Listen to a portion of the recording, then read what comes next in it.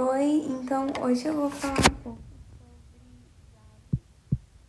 É um conteúdo bem importante. Vou falar sobre as propriedades dos gases, sobre a equação dos gases reais. Então vamos lá. Propriedades dos gases. Essas são bem fáceis, eu acho que vocês viram isso fundamental. Primeiro que eu vou citar é a pressão. Que é a razão entre a força com que as partículas se chocam e a área em que as colisões ocorrem. Então, por exemplo, eu tenho essa área aqui e eu tenho essa partícula de gás. As colisões dela são a pressão, tá? A força, o tempo que essas colisões ocorrem é a pressão. Então, pressão, a gente tem essa expressão, força sobre área. Aí que eu tenho algumas conversões na pressão. 1 atm, 700 mmHg, 760 torr, 10 elevado à quinta pascal, tá? Próxima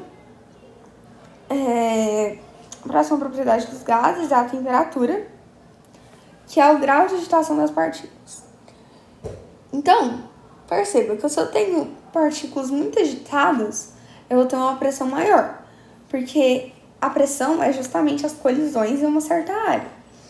Se essa partícula, por exemplo, ela tem essa área aqui para colidir, e ela tem uma velocidade de 3 metros por segundo, então, e essa área ela tem um comprimento aqui de 3 metros, a cada segundo ela faz uma colisão, porque ela anda 3 metros por segundo.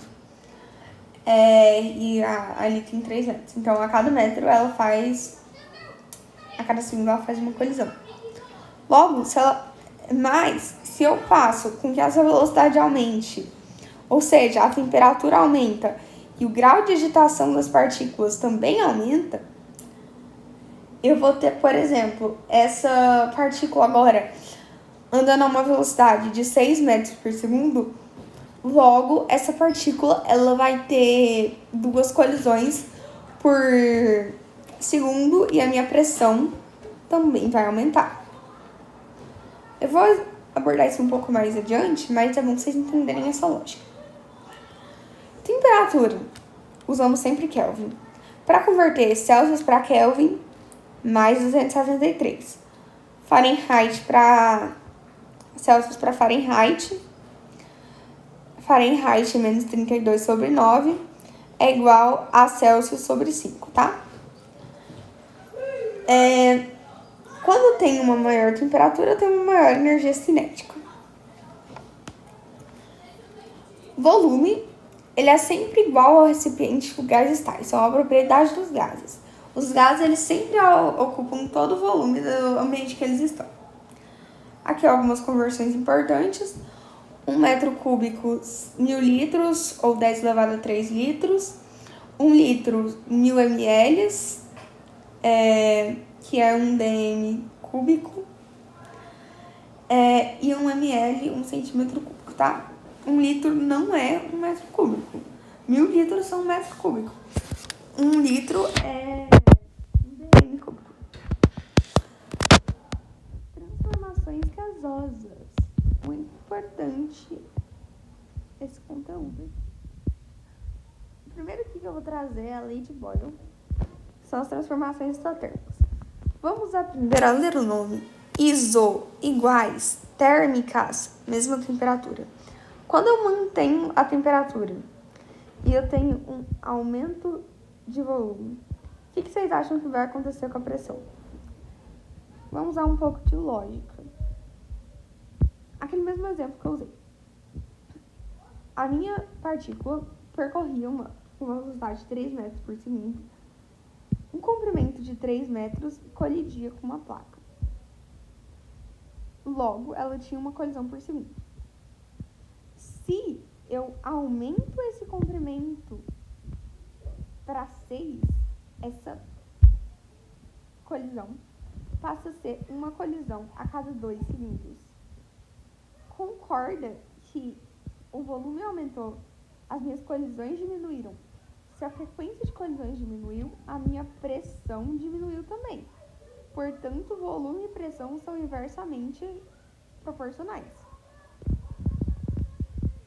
Assim, eu tenho a seguinte equação para questões isotérmicas, né? Eu tenho P1 vezes V1, pressão inicial igual a P2 vezes V2, pressão final vezes volume final. Aqui eu tenho um gráfico. Perceba que quando eu tenho duas vezes a pressão, eu tenho um volume. Então, eu tenho uma pressão e dois volumes. Aqui eu trouxe uma aplicação disso prática, que é na nossa respiração. Quando o ar entra, a gente expande o diafragma, então a gente tem um maior volume, logo a nossa pressão é menor. Quando o ar sai, a gente tem um menor volume, porque o diafragma contrai, e logo temos uma maior pressão, tá? Próxima, a lei de Charles Gay-Lussac, que é a transformação isobárica, ou seja, a manutenção da pressão, uma pressão constante. E o volume e a temperatura são diretamente proporcionais. Logo, quando eu aumento a temperatura, eu vou aumentar o volume. Por quê?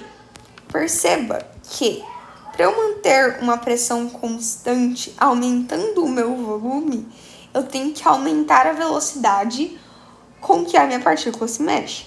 Então, se eu tinha antes um lugar que ela percorria de 3 metros para se colidir, e esse lugar ele aumenta para 6 metros, isso significa que a minha velocidade vai ter que aumentar de 3 metros por segundo para 6 metros por segundo para ele manter aquela frequência de colisões, para ele manter a pressão. Só que para isso, para aumentar a velocidade, eu tenho que aumentar a temperatura. Justamente o que eu abordei aqui. Uma temperatura maior, a temperatura é um grau de agitação das partículas, a velocidade dessas partículas. Então, elas são diretamente proporcionais. Aí chega na equação. Volume inicial sobre temperatura inicial é igual ao volume final sobre temperatura final. Lembrando que essa temperatura aqui sempre está inicial. Se não colocar a temperatura inicial, não. Você tem um gráfico. V1 igual a P1, V2 igual a P2. Ok? Nas aulas, você não vai multiplicar sobre 2 multiplicar P1, você multiplica 2 multiplica 2 também. Vai ter aquele negócio que isso aqui é 2, aqui é 1. Não tem. Sempre na mesma constante de multiplicação. Transformação isocórica, mesmo volume, lei de Charles e Gay-Lussac, também se aplica nesse âmbito. Diretamente proporcionais, sim. Temperatura e pressão são diretamente proporcionais. Porque se eu aumento a frequência de colisões num mesmo volume, o grau de agitação das partículas tem que aumentar. Porque não tem como eu aumentar a frequência de colisões sem aumentar a velocidade. Aqui a gente está chamando de velocidade de temperatura. Então, é diretamente proporcional. E eu chego na equação. Pressão inicial sobre temperatura inicial é igual a pressão final sobre temperatura final. Tá? Aí nisso, eu tenho esse gráfico, que é bem semelhante àquele outro gráfico. Temperatura sempre em Kelvin. Sempre. Tá bom? E agora, a partir dessas equações, eu chego na equação geral dos gases, ou equação de Clapeyron. Vamos lá. Relacionando as 3 equações estudadas, pressão inicial vezes volume inicial sobre temperatura inicial é igual a pressão final vezes volume final sobre temperatura final. decorem. E a equação de Clapeyron, equação dos gases ideais, quando eu tenho uma quantidade de matéria gasosa constante, ela vai ser aplicada, tá? Para isso a gente vai relembrar um pouco de Avogadro. O volume ocupado por N mol de um gás qualquer é N vezes o volume de um mol desse gás. Não entendi, vou te explicar. Perceba. N mol de um gás, então tenho 2 mol de hidrogênio ocupando 1 dm cúbico. Portanto, se 2 ocupam 1 dm, isso significa que 1 ocupava meio dm. É só isso que ele tá falando. Que sempre, tipo, o volume ele aumenta de acordo com a quantidade de mols que você também aumenta. Porque se eu tinha... Seria mais fácil se eu tivesse explicado, tipo, 1 mol ocupa 1 dm, logo 2 mol ocupa 2 dm. Você só multiplica pelo seu N. Meu N que era 2, então só multiplica por N. Eu tenho que a pressão vezes o volume sobre o número de mols vezes a temperatura é constante, tá? E quando eu aplico esse N, eu tô considerando a massa molar e a massa em gramas. Então, é massa em gramas sobre massa molar.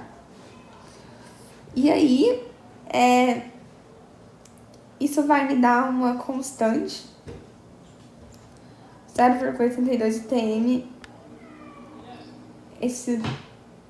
essa porrada de